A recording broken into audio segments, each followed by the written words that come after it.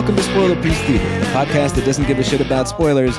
We just want to talk about the movies. My name is Dave. My pronouns are he, him. I write about movies, and I'm a member of the Boston Online Film Critics Association. My name is Evan Crean. My pronouns are he, him. I am co-chair of the Boston Online Film Critics Association, co-author of Your 80s Movie Guide to Better Living, and co-host of the It's the Pictures podcast. And my name is Megan Kearns. My pronouns are she, her. I write film reviews for Edge Media Network. I'm a co-host of the Slashers podcast.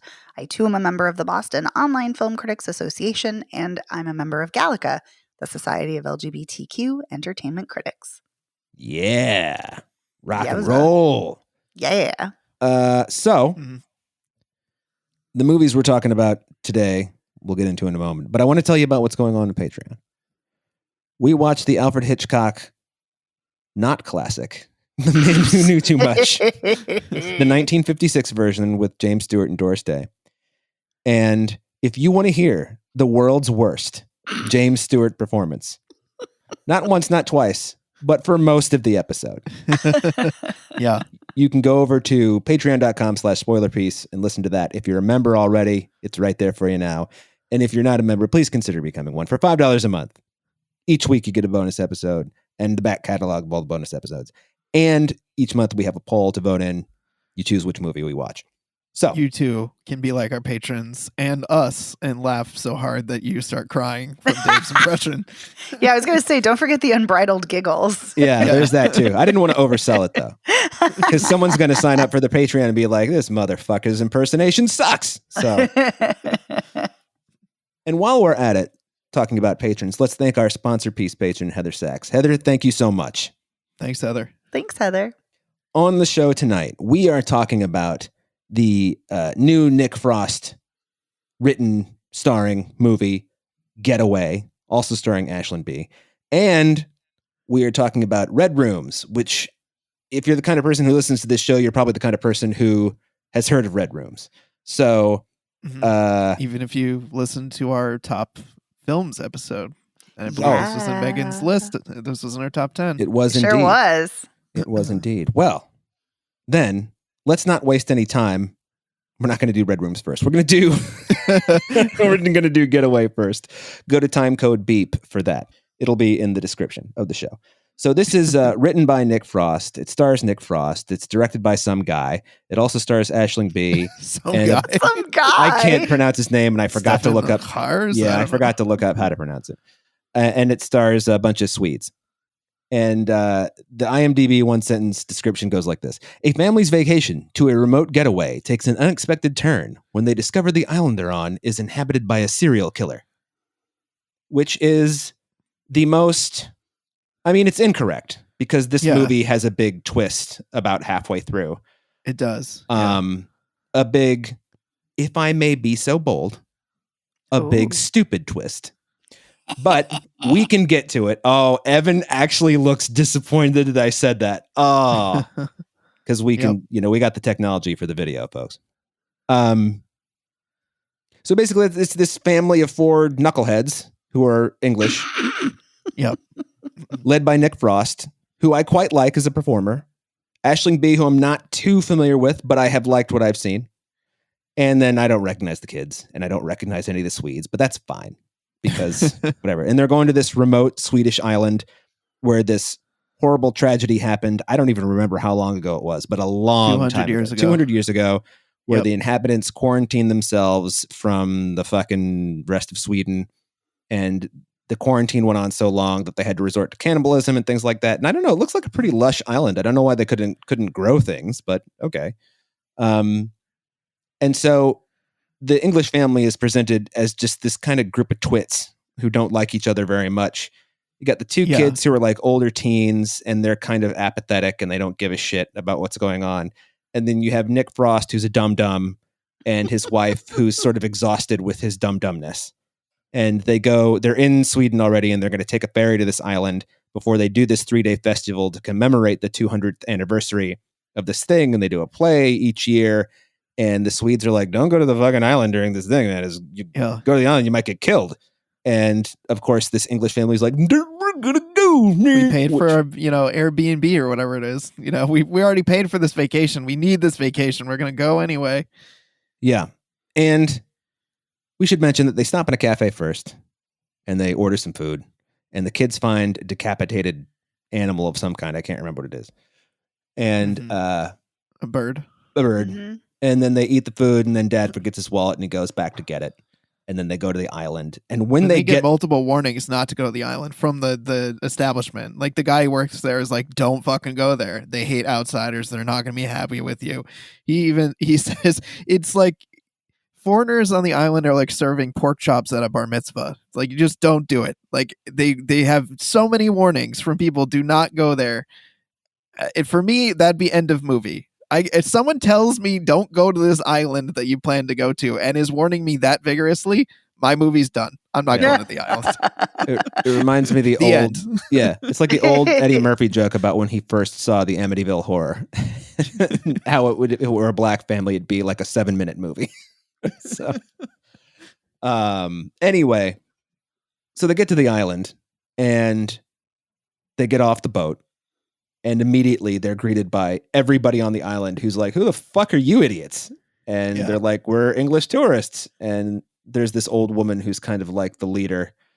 And she's like, you would get off the island because this is where to be, where we killed the English and all this thing. Yeah. Very menacing. Like one way or another, you're going to get off this island. I think she says that. Yeah.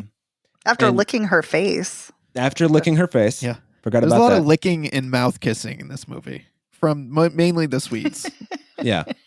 Well, then the guy who owns the house that is the Airbnb is there. He's like, okay, old woman, stop being fucking crazy. These people rented my mom's house, and that all is weird. And then he takes him to the house, and he's weird. He's a weird dude. He's a pervert and a creep. Well, you don't know that he's a disgusting. pervert and a creep. At first, you just think he's weird, and then he's a pervert and a creep. I think it's pretty obvious right away he's a pervert with the way he's sidling up to the daughter. So. Oh, I don't. Yeah. I was watching this movie through one eye. But I was surprised. I was surprised how much she seemed to be flirting back with him. I was Right? like, what is going on here? This is some weird energy. It and then was later a on, setup. yeah. Well, then later on, when Nick Frost is like talking about, I did a little bit of cannabis back in the day. Like, what kind of stuff are you doing? She's like, fat dicks and cocaine, and he almost does a spit take. And then the Swedish guy is like, has all these hidden cameras, and he does a spit take when she says that. Yes, I'll tell you, I laughed twice during this movie. One was the spit take from the Swede, and the second one I'll have to look up because I wrote it down. Oh, I saw what you said. You wrote it on Letterboxd. It was about the cookies, the dry cookies. That was it. Yeah, I don't know the daughter why. says the cookies are dry. When the daughter says Yeah. the cookies are dry, and the Swede watching them on the camera goes, dry, fuck you. I don't know. That made me laugh out That is loud. funny. That was is funny. Yeah, he was real mad about that. Like, of all the things that he could be angry about, That's what set him over the Yeah. edge. Yeah. But he tells this story about how they do this thing on the island every year, and this was his mother's house until she was decapitated in the chair Nick Frost is sitting in 2014, and he's like, ugh. And he says that his parents got married in like 1974. I'm like, well, that would have put his mom at 51 years old, because I did the math backwards, and I was like, oh, well, maybe they were like together for a long time. They just got married then. He was already, because he's also like at least my age, this guy. We won't mention how old I am on the show right now, but if you go back to the beginning, you can figure it out. Yeah, you get to a certain point and you're like, I don't want to talk about my age anymore, even though I just did. So here's what happens. Okay. The Swedes start doing their play. Pervert man is perving on them. The family's going out and taking a swim in the waters, and they come back.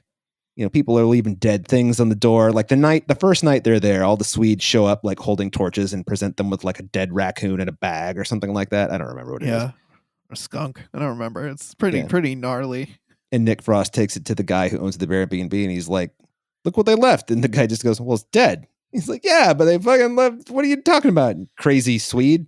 So, apparently Nick Frost never saw an Ingmar Bergman movie. So, as it turns out, you were talking, Evan, about the daughter kind of reacting positively to the perv. And it turns out the whole thing's a setup, because he's stolen her underwear, which... Okay. He's stolen her underwear. He's wearing it. I guess that he must have put something in the cookies to make them sleep, but they didn't eat Yeah. the cookies. They're just pretending. But how would they have known that? All of them are like napping in air quotes. And he slides in next to the daughter and she turns around and stabs him to death.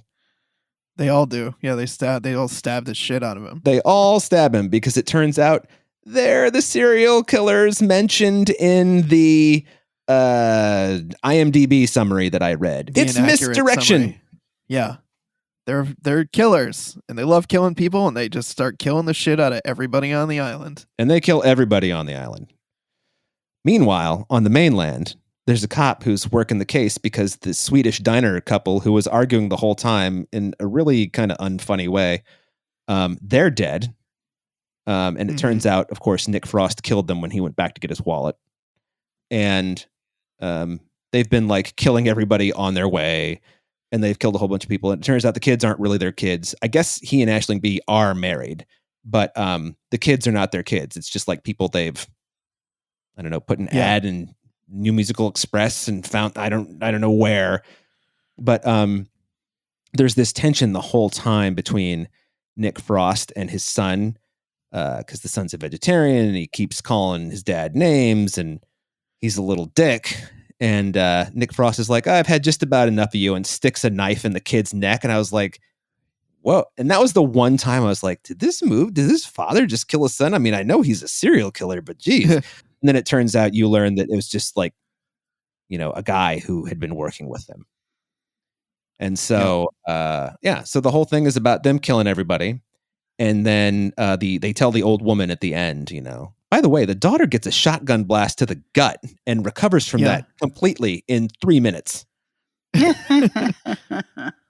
The same gun that blew Nick Frost's hand off, by the way. Right. Well, he also gets stabbed in the face and he recovers. It goes through his cheeks. Yeah, I know, but he still recovers pretty quickly. He does, yes. But that was also one thing I appreciated, because I've always thought to myself, why is it that in a movie, no one ever gets shot through the cheeks and is like, this hurts, but you missed me, kind of. Didn't Steve Buscemi get shot in the cheek in Fargo? Yeah, but that hurt. Yeah, that's true. I've always tried to think, is the bullet like lodged in his like orbital part of his? Okay, Megan's making faces like she doesn't want to hear it. I know, it's fine. It's just gross. Morbid speculation. It is pretty gross, I gotta say. So anyway, they kill everybody. They tell the old woman that they've killed everybody. They kill her son, who is the shotgun wielder, who has blown off Nick Frost's arm and blown a hole in the daughter that she recovers from. And the police guy who's been investigating them on the mainland, somebody on the island signaled him. I can't remember who it was, but he comes to the island and he walks into this scene where the old woman has picked up a knife to defend herself. And of course, none of them are holding their weapons at the time because they're pretending they were trying to lure her in there by pretending to be victims themselves. So they're not actually like wielding weapons, and her head explodes. And I was like, what? And then the cop is there and it's him. And he's like, he shot her with a Desert Eagle. Yeah. I don't know that a .357 Magnum can cause a person's head to explode, but I do think Dirty Harry might have made that claim. So he does make that claim. You're correct. Could blow your head clean off. That's a better Clint Eastwood than my James Stewart. So they get away with it is the final thing.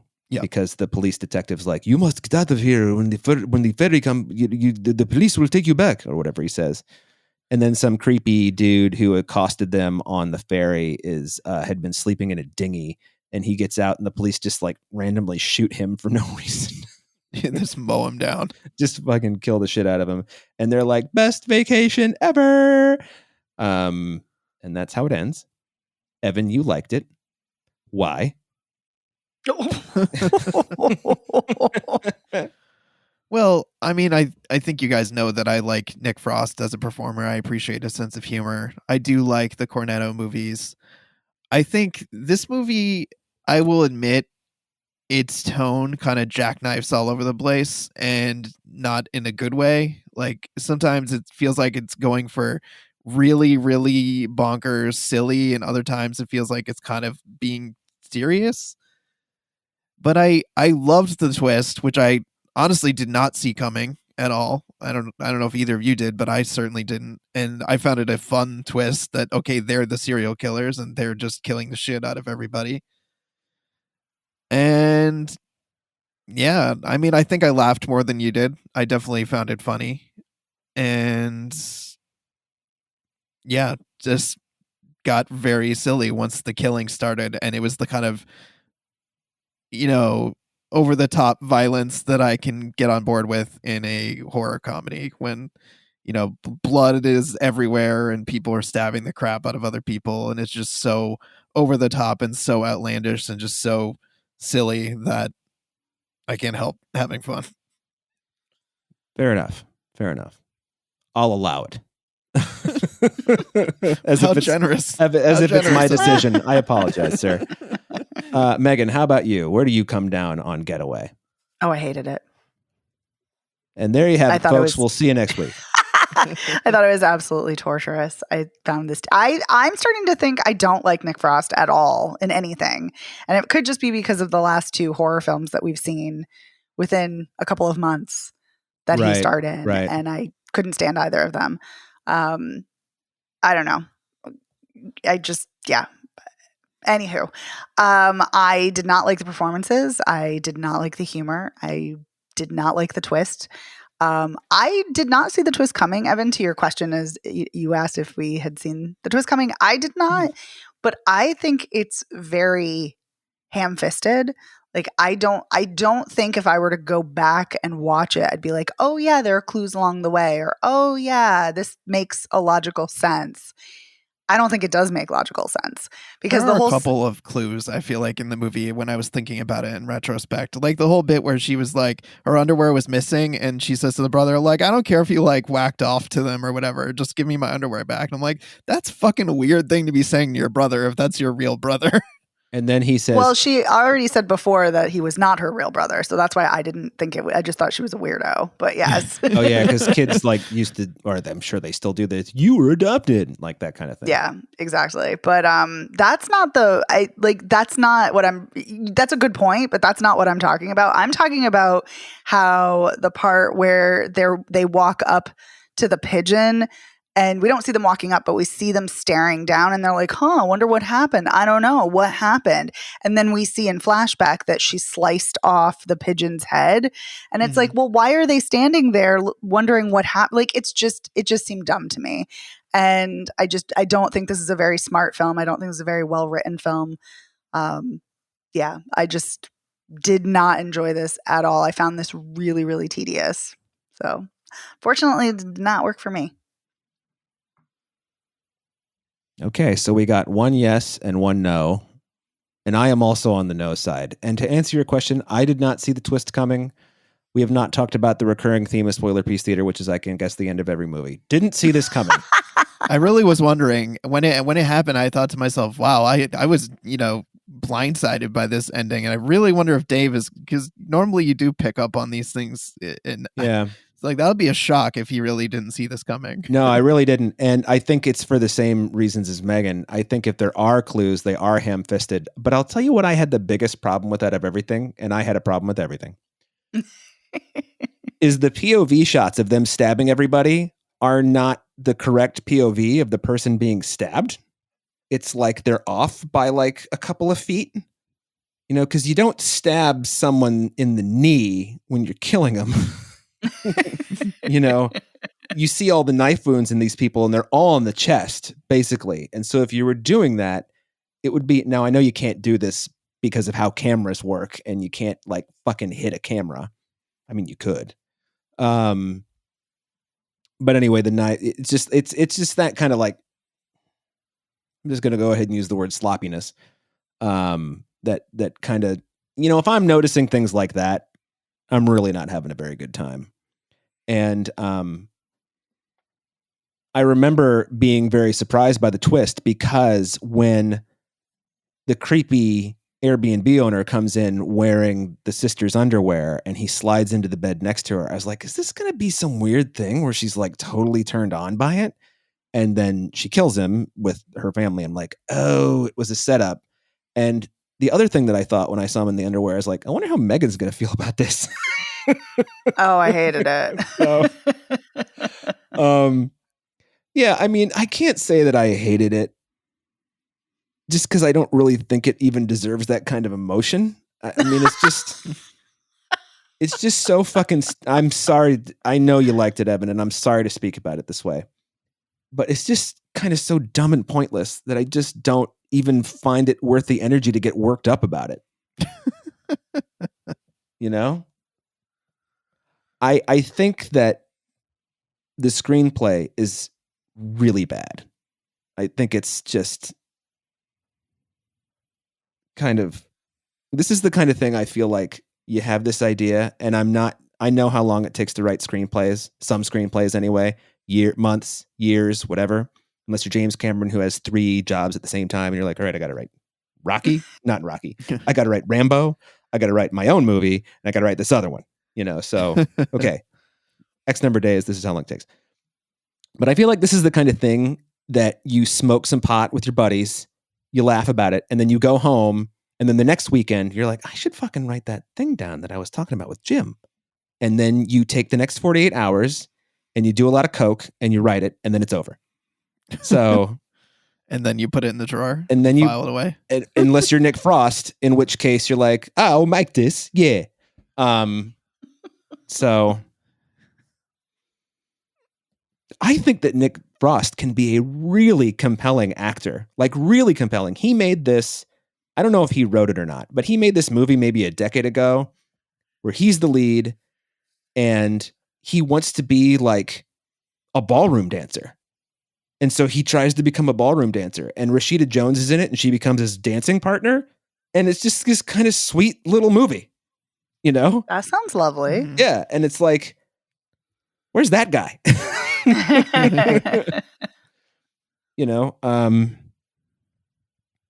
So that's where I come down. I'm, oh well. Can't win them all. No. Written by Nick Frost and directed by some Oh boy. boy, some guy.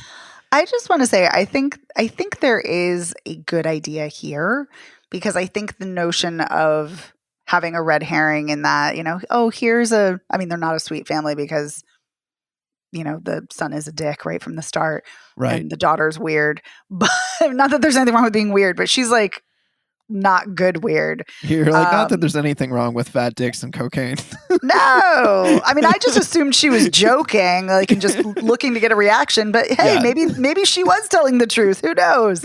But I will say I do, it's not a unique idea to have a film told from the point of view of a serial killer. It's certainly, not the first time we've seen this. It's certainly not the only film in 2024, because this came out last year. It's not the only film in 2024 that had the point of view of a serial killer. So did In a Violent Nature, and so did Strange Darling. So, Yep.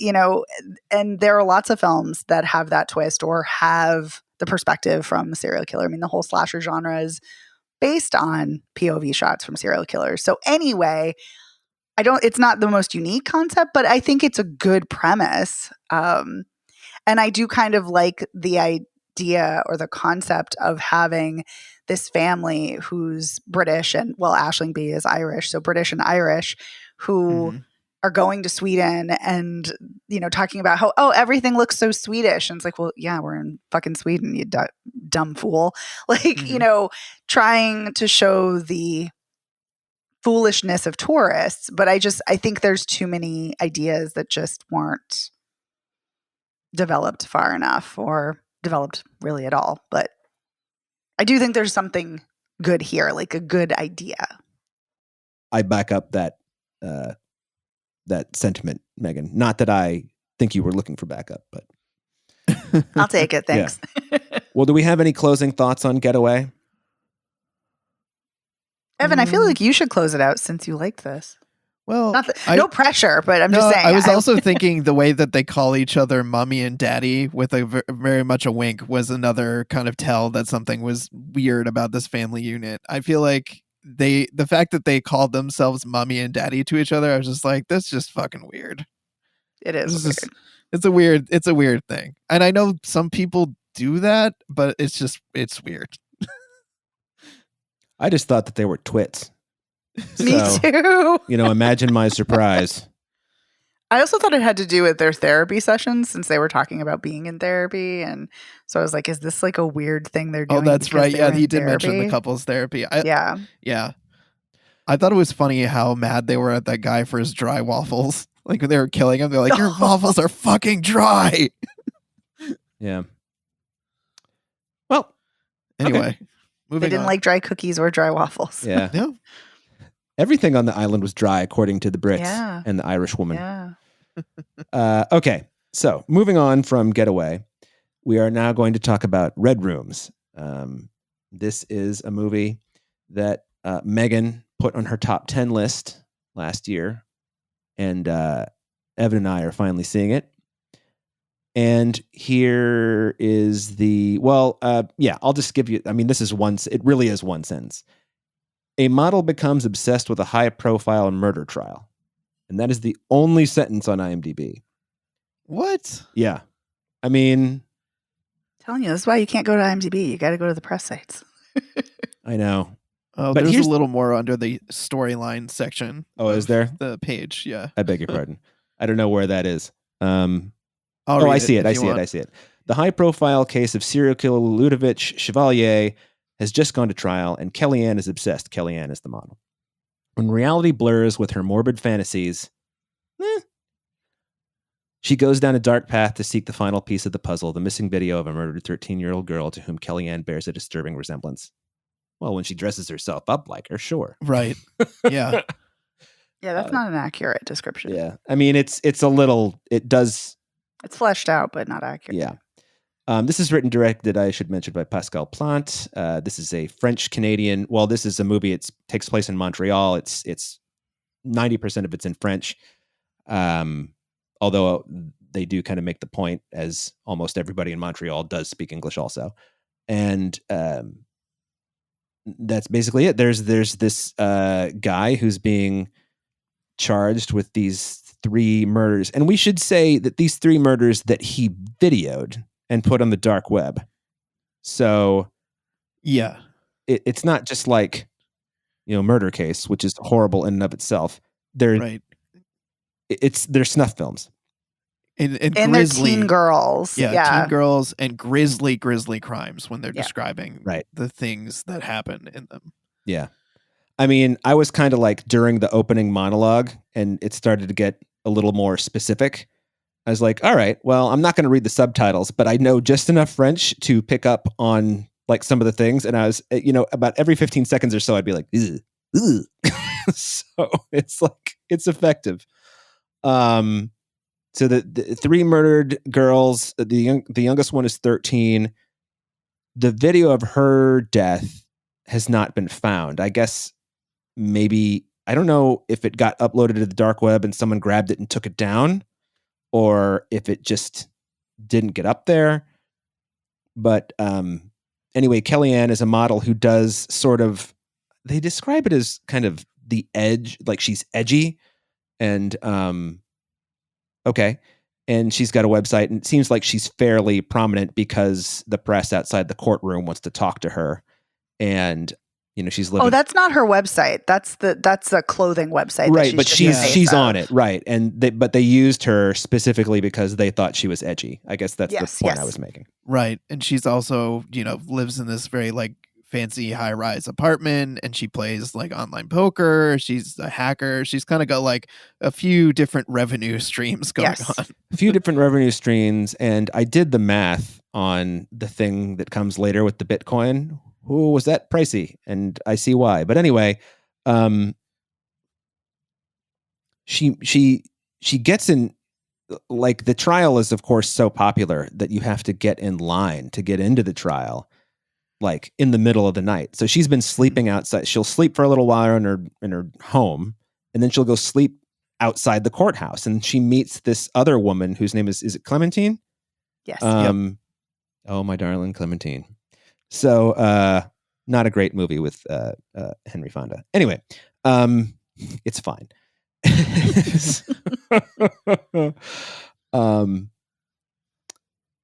You don't really quite pick up on what Kellyanne's vibe is, other than she's pretty stoic. Whereas Clementine is this young.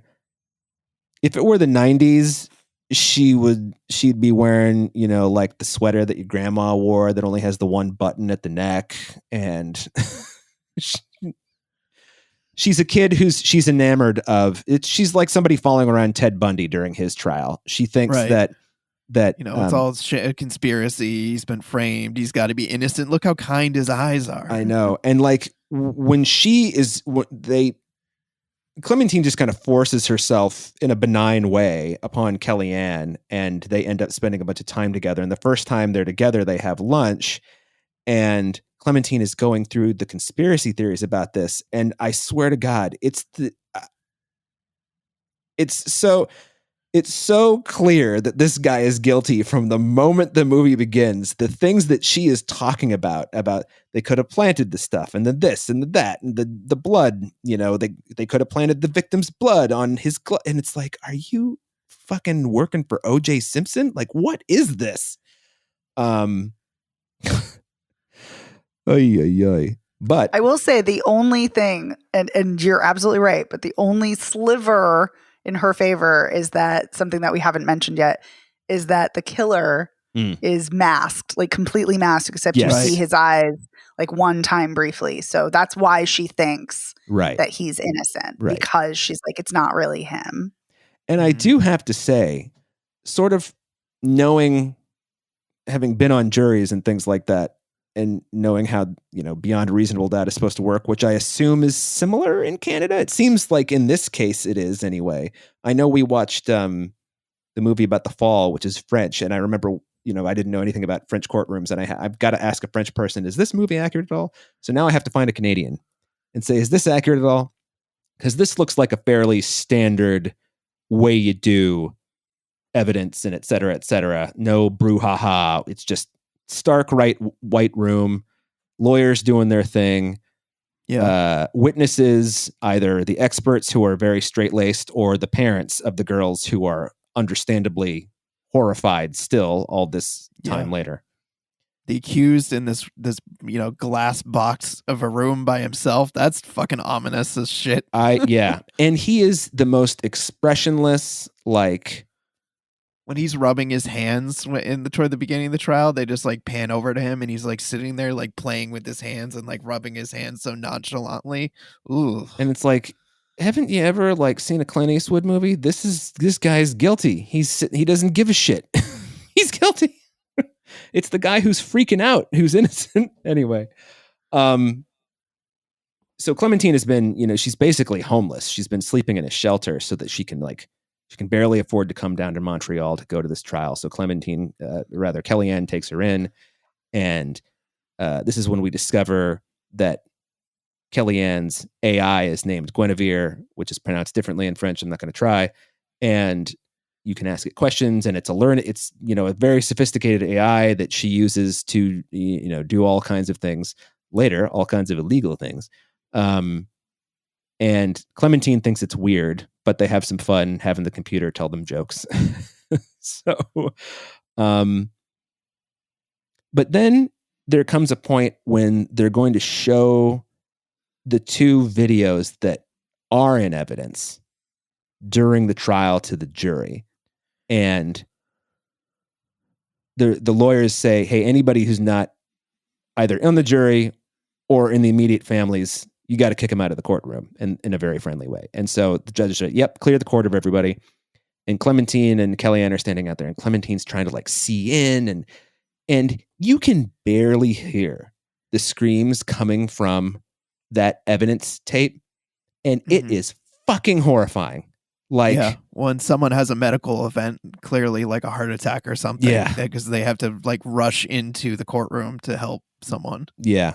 Which is a very good way of show, not tell, by the way. Yes. And so Clementine's like, I just need to see those videos because then you'll know it wasn't him. And Kellyanne's like, you don't want to see the videos. And she's like, yeah, I do. And Kellyanne's like, no, you don't. And then Clementine's like, the bell goes off and she's like, wait. Why shouldn't I see the videos? Have you seen the videos? And Kellyanne's like, peut-être, and so Clementine's like, I got to see him. And Kellyanne's like, no, I'm not going to show him to you. And Clementine won't let it go. And so eventually they watch the videos together, or the first one.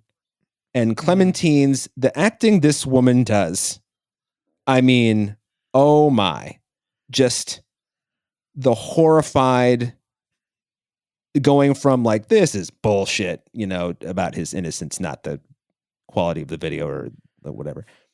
But the way it just turns so quickly, but not in a way that's like, oh, she overdid it. This performer overdid it. But just this kind of heartbreak comes over her. And then everything becomes like real instantly.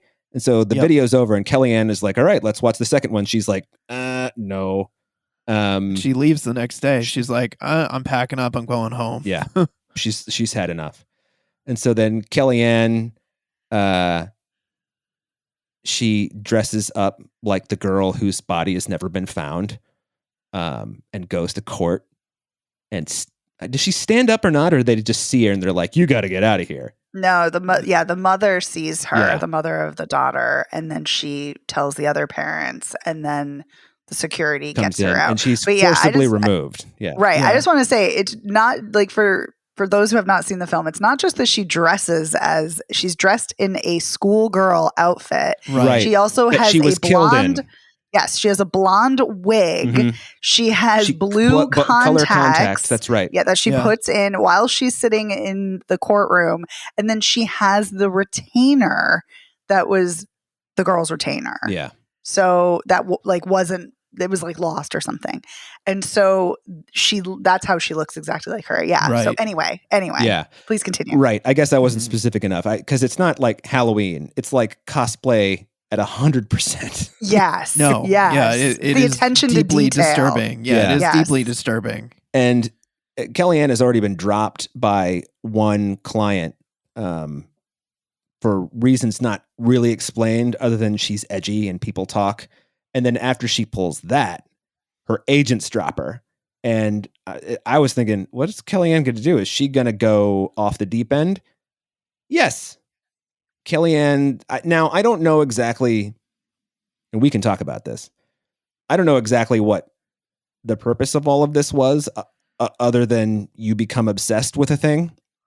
But Kellyanne, because she knows she's a good hacker and she knows how to do things, she finds out that the missing victim's family has locks that are controlled by AI. So she gets the password. And this is not something that just springs up. You see her doing things like this all through the movie. She figures out what the mom's email address is. She downloads a hacked list of passwords to get into the email, and then figures out a way to get to the combination, or she figures out how to get the Wi-Fi information, and she goes and gets on the Wi-Fi at the house to hack her way into the lock on the door outside. And she doesn't break in at first. She just is like, oh, okay, this works. And when she didn't go in, I was like, I think I maybe know where this is going. And I wasn't right. That's fine. So after Kellyanne's dropped by her agent and she can't go back to the trial because she's been declared a mistrial. There was actually, they say that there was a mistrial. So this whole thing that she did triggered a mistrial. Right. In the case. So that happened. And so then you see her like talking to some random person, and it's the dark web because it's got the old timey 80s, like Apple IIe looking screen. Yeah. The like old chat, IRC chat looking stuff going on. Yeah. And I was just like, and then I was like, are we going where I think we're going? And they were going where I thought they were going. Somebody is auctioning Camille is the victim's name, the body they never found, and they don't have the snuff film, and somebody has found it and they're auctioning it off on the dark web. And Kellyanne goes through the whole like getting approved by the fucking psychos doing this process, verifying with the photo and the thing that they tell her to write. And, she gets the password. They call her at a random phone booth and she's there. And then people are bidding on this in Bitcoin. And it turns out she's getting outbid. But then, as luck would have it, she gets a bluff through on a huge poker hand and she is able to cover the cost 20.5 Bitcoin, which is about $1.4 million in today's Bitcoin, to purchase Camille's video. And then she watches it, and the euphoria on her face is one of the strangest things I've ever seen in my life. I was just like, this is some good acting going on here. Because, I mean, I don't know what we're going for in this movie, because it doesn't seem like she's this kind of person, but okay, she is. But then this is when she goes and she breaks into the parents' house and she leaves a USB drive of the video in the parents' bedroom, and then she just leaves. Not before she takes selfies in the schoolgirl outfit with on the her blonde bed. wig on That's again. Right. Yes. On the victim's bed. Yeah, Yes. in the victim's room. Right. Then she leaves the video. Yeah. Right. And you find out that the video had more definitive proof that it was definitely the fucking guy who Yes. did it. Which is why And he so- must have. Then he ends up pleading guilty because of that. Yeah. Yeah. And then you see the view out Kellyanne's, the beautiful view of Montreal at her window, and it does that computery thing. And then we're done. And I was like, wow, this is, I was fascinated by this, Megan. I got to say, I wish I had seen this before the end of the year, because it absolutely would have made my top 10. I'm not sure where it would have gone or what it would have replaced. Not Conclave. But, but I mean, I could not believe how tense I was watching this movie where nothing on screen is so, I mean, everything is so, subtle's not the right word, but it is the right word. Everything, it's muted. Muted is the word I'm looking for. No, I'm so glad you said that about your body, because I was sore by the end. The first time I watched this, my body was sore because it was so taut, and I didn't realize my body was so rigid the entire time I was watching. I realized during the schoolgirl outfit at the trial that I was grinding my teeth. Yeah, that to me is that scene is the scene that I have talked about with other people. And that is the scene that I find to be that is the most disturbing moments in any film I've ever seen. Because it's not just her look. It's not just what she chooses to do. But it's the sound design. It's the scream commingling with the score, and it's the look on her face, and it's her trying to get the attention of the serial killer. Like, oh my God. She does get the serial killer's attention. I forgot to mention. Yes, he looks at her. It's the first time he shows any emotion in the court. He waves goodbye to her. Yes. Yes. And it's just like, well, I know it's a mistrial, but guilty. And the thing that's crazy about it is, like, she's obsessed with it, but she's also, I don't know, through a sense of guilt or through a sense of or maybe this is her plan all along. It's sort of like she started down this path because she knew maybe she's into the grisly stuff anyway. Who knows? But she knows how to hack. She knows how to do the dark web. And she just kind of got into this. And then she got sucked in, with like where's Camille? Where's the thing? But that she still gives the video to the parent. And I don't know if she gives it to the police because the police, there's a news report that says police were given this video anonymously. And I don't think the parent would give it anonymously. And if the parent gave it, I don't think that would be suitable as evidence, at least not in the United States. So I can only assume that Kellyanne gave it to the police. Or the mother might have given it anonymously. Yeah. She might not have wanted people to know, hey, I had this video or I found this Right. video, because that's fucking grisly to think about. Right. Well, but my point is about the mom not turning it in is, would your thoughts be collected enough to think that in the moment? So I don't know. That's why I think Kellyanne gave it to them, because I mean, if I, let's just say you actually, you find a strange USB that you've never seen before on your dresser in your bedroom. Are you actually going to put it in a computer? I mean, It's a good point. you know, Mm. Yeah. what the fuck, everybody? How'd you feel about Red Rooms, Evan? Oh, I was deeply disturbed by this movie. It sucked me in and it held my attention. And I think, I can echo what you were both saying about feeling physically tense during this movie, because I think I was really girding myself to see some truly horrifying things in the movie based on the subject matter and based on the descriptions. And I think the movie is very restrained in that it doesn't show you any of these grisly things. You hear, as you mentioned, Dave, the audio of things happening. Mm-hmm. You see the flashing red lights on the screen as the women are watching the videos.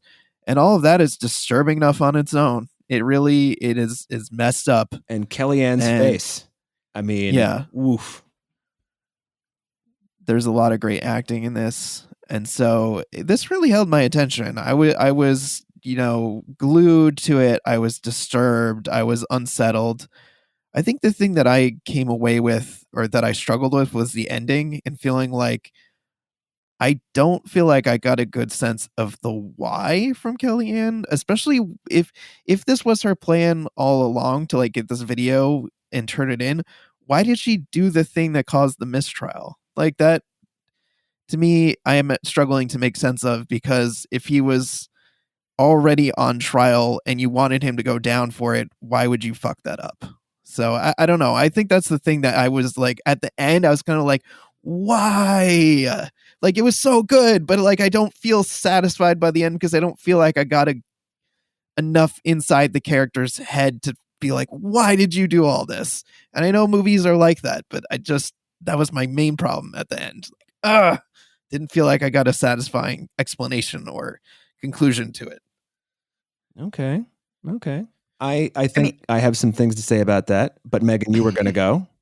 I was just going to say, I think that's the point. And I know you were saying, Evan, like that's what's frustrating about it, but that's the point, is that a lot of it is open to interpretation as far as what her motivations are.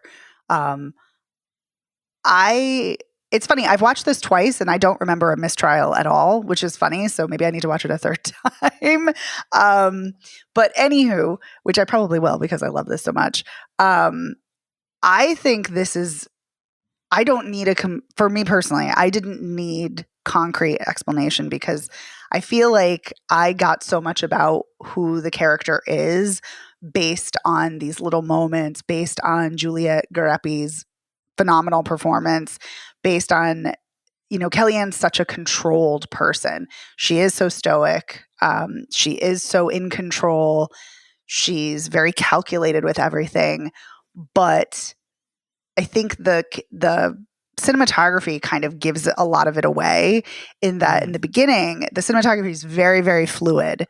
Very fluid when we see her in the courtroom. It moves very slowly. It moves very deliberately. But then as the film goes on, especially with that kind of peak moment in the courtroom where she's kicked out, the editing becomes more erratic. It becomes quicker cuts. The cinematography becomes more erratic, and it's mirroring her state of mind. And also earlier in the film, when she's telling Clementine about playing poker, Clementine asks, like, why do you fold all the time? And she's like, well, it's an odds thing. And, that's just the way it works, where it's better to fold for the odds. And at the end, where she's playing poker while she's bidding, she's not just folding. She goes all in, which is something she clearly doesn't normally do. So she's going against her better judgment. She's going against all of her like self-imposed controls and restrictions and rules, because she is so fucking obsessed with true crime and with this serial killer and with watching these snuff films. And I think this is the most fascinating depiction of true crime I have ever seen. It doesn't glamorize it. It does not show it as alluring. And, true crime is big business. Like, obviously, like so many people read true crime books and podcasts and docuseries. And part of me gets it. I do. I understand. But there's always been this part that I'm like kind of repulsed by true crime and kind of the voyeurism and exploitation of it. And I always feel kind of conflicted because it's like part of me is like, enjoy what you like. But then I'm also like, but kind of ew. And I think that this film gets to that so compellingly and in a really fascinating way, where it's looking at, whose gaze is important and voyeurism and, sadistic violence. And I think it's showing her obsession and how it's unraveling her and her life. I mean, she destroys her AI. The AI she built from the ground up. She Right. destroys it at the end. Puts it in the She blender. deletes all her photos, her modeling photos. Right. Her career is over. Her modeling contract's been canceled. All of her photos she deletes. Her AI, which she's constructed, she deletes. Her life is over. Like, this has destroyed it. And so I think that's what this film is about. It's about her obsession and how seductive that obsession becomes for her, and this really disturbing and unnerving euphoria she gets from being in the vicinity of this killer and being, watching these films. And yeah, so anyway, there's so much more I could say. I could just go on and on. I don't want to ramble because I know I already talked about this film before, but I love this film. I love how disturbing it is, how meticulously crafted it is. It's chilling. And I think it has so much to say about misogyny, about who gets to be a victim, as far as, it's very intentional that these girls are white and that they're blonde, and the lawyer brings that up, the prosecutor, she brings that up. And I just think this is such a smart film and has so much to say, and I had such a visceral reaction. And I'm so glad that, even though it wasn't fully satisfying to you, Evan, by the ending, I love that both of you were really captivated by it too. Yeah, it sucks you in. Yeah. Yes. One of the things I thought was most interesting is after Kellyanne watches the Camille film, the next, she's got the euphoria, the red face, euphoria, whatever. But then you see this kind of wide shot from far away. She's passed out drunk in watching the video. And it's just like, oh my God, hangover of hangovers. And I'm not sure I understand entirely what the point is either, other than I think the obsession angle is fascinating. What I think is fascinating about obsession is how people can, when it happens I think in this kind of fashion, it can be about anything. Like you can get sucked, you can get sucked in by anything, and it just happens to be true crime or this particular case for Kellyanne, because I think if you went back like 2 years, I'm guessing she's in control, et cetera, all the things you were saying, Megan, but it's not this, something has either this case has led her there or some other thing, like everything lined up perfectly. Maybe the dark web turned her bad. I was wondering, for a little while in the film, like, is she connected to the crime at all? Yes, that's what I thought initially has she too. framed this guy for her murders or something? And I knew they do that thing where they show her modeling in the ski mask in that one thing, but I was like, that's clearly not her, and that's clearly not where. Like at that point, I clearly understood that was not where it was going. But I had some fun delving into the Reddit comments about this, of like people trying to figure out the movie's intentions, and there was definitely one person who was like, "Oh yeah, she was the killer," and people were like, "No, you idiot." No, not at all. And then like later, like down the chain, they're like, "Okay, yeah, I watched it again. I'm an idiot." It was really funny. That is funny. Yeah, it's funny. That's one of the theories I had too, Evan. And not that she was the killer. Well, I did think like, is she framing this guy? Yeah. And I thought more like, did he like kill someone she knew, or did he like abuse her? Yeah, or, did she escape him or something? Was she a victim that escaped, Yes. and that's why she's gunning to take him down? Right. Yeah. That's what I thought, that she was like this avenging angel, due to like trauma or, something. No. Not that we are led to believe at all. No, she just is drawn in and loves this case. When I see things like this in movies, I always think there's a TV show that I didn't like by a writer whose work I don't like, that has 2 lines of dialogue that I think are absolutely amazing. And it sort of is about, it's not about obsession, but it's about an explanation for things that you have no explanation before. And it's this one guy has been sober for, 8 years, 9 years, 10 years, however long it is. And the guy he works with, they're about to get this big job. And then the guy who's been sober does a bunch of cocaine and gets arrested, and he's, got to get bailed out of jail. And he's like, we got to take this other low paying job because we can't get the high paying job now. And the guy says, well, what happened? And then the friend who just did a bunch of cocaine, he's like, nothing happened. It just happened. And it's just like, nothing happened. She just got sucked in, man. She got obsessed. We're always looking for the explanation. We're always looking for the patterns. That's how humans' brains work. And sometimes there is no explanation. There is no pattern. Why did Ted Bundy get marriage proposals during his trial? I mean, it's fucking crazy, Well, that actually weirdly makes kind a little of sense. Makes sense. Yes. It does. I'm not sure the obsession with Ted Bundy does. No. But anyway. But that's why I think Clementine is so fascinating too, because it kind of makes sense. Like, she sees him as this persecuted victim. And then I think it's really interesting to end the film with her where she's doing that interview where she's like, I was enamored with him and I thought he was the victim. And she's like so ashamed. And then she's like, my heart goes out to the real victims now. And it's like, it's funny that she wasn't thinking of the victims before, but yet she kind of was in her conversations with Kellyanne, because she was like, I hope they catch the real person who did these awful, terrible things. So it's not like she's like not thinking about, the innocent girls who've been brutalized and tortured and murdered. Like, she is thinking about them, but she's also thinking like, well, this guy's a victim too. Yeah. He's, just innocent, but nope. Yeah. Well, we have covered a lot of ground with Ye Old Red Rooms. Does anybody have any final thoughts before we do other things, like close the show? I think there's so much to talk about. No, with this I know film. there is, but I know. That's why I'm like dying to talk about more. But I'm like, that would be like a 3-hour conversation, right? Because I just think there's so much to unpack here. Yeah, I think that's one of the things that's compelling about it is the thing that I'm stuck on it the way you are a little bit, Evans. Like, what is the purpose of this? But at the same time, it's like, maybe there is no fucking purpose. Maybe this shit is just like.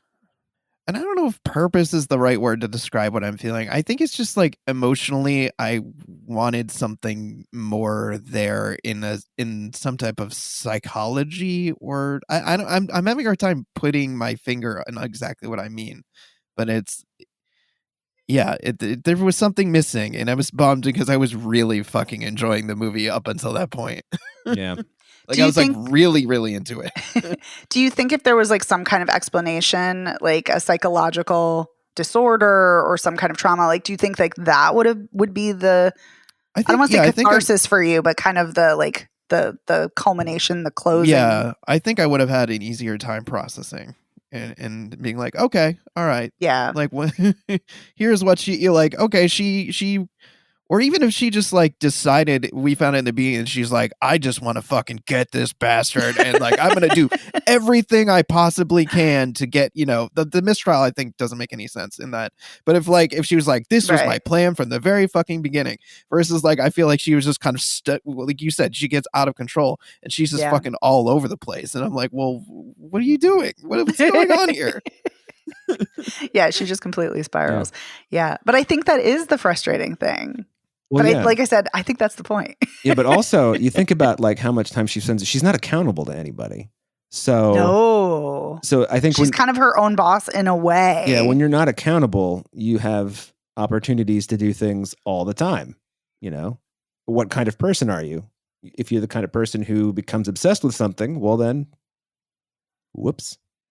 You don't have a manager to be like, hey, fucking get back to work, so. Mm-hmm. Right. But even though her manager, like at the modeling agency, like is telling her like, like, listen, you got to cool it, go into this courtroom and, people are thinking you're weird. She like doubles down and like digs in harder. Yeah. Well, okay. I already asked if we had more things to say, and we obviously did, but we do have to end the show at some point. So unless there's a final pressing point, The one thing I will say is I think the reference to Lady of Shalott is on the nose, but it's very interesting because it's her username in the dark web, but it's also on her screensaver. Okay. And then Guinevere, the AI. Anyway. Yeah. If you know what the Lady of Shalott myth is, it makes a lot of sense. Now that you're saying it, I do, but I did not think of that at all while I was watching it. Oh, yeah. I was mesmerized. I was like, what is that painting? I need to know that painting. And so I researched it and found it was the Lady of Shalott. Anyway. Yeah. Alrighty, gang. Well, that is the end of this week's Spoiler Piece Theater. Had a couple of talkers. So I hope that you enjoyed the show as much as I did this week. I mean, I always enjoy the show, but I had a lot of fun. So anyway, yay! I think we can safely say that Megan and I would say pass on Getaway, and Evan would say, yeah, sure. Yeah. Is that fair? Sure. Yeah. He said with a yawn. And that all three of us would say in our own ways, absolutely for Red Rooms. Oh, yes. Yeah, it's this movie is ripe for Spoiler Piece Theater. There's a lot to dig into, talk about, think about. So definitely check it out. So haunting. Oh my God. Yeah, I will definitely be watching it again. So wanted to say thank you to our editor, Otto Clammer. Thank you, Otto, for making us sound great every week. Thanks so much, Otto. Thanks, Otto. You can find Spoiler Piece Theater anywhere you get podcasts.